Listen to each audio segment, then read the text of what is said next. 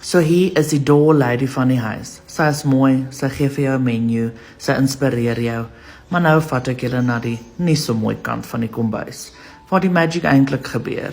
So die kombuis gaan so stukkie aan.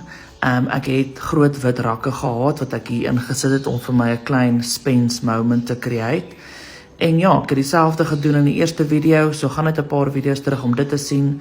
Ek het al die honey ou kassies gechokkel. Ek het dit net skoon gemaak met thinners, die ou gaatjies gestop met wood filler, afgeskuur en ja, toe geseël met my favorite acrylic sealer. Ek het 'n video oor hom ook gepost. En ja, ek love hierdie transformation.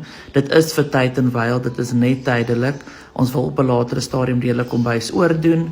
En ja, ek het finally krag gehad om die Spence deeltjie ook te doen. So, hier sal jy sien waar ek 3 lae oor sit en dan seël. En ek wil net my kassies afneem, maar hierdie Bostons volg my die wêreld rond. So ja, gaan loer my vorige video's om te sien waar ek begin het. Hoop julle het enjoy. Okay, bye.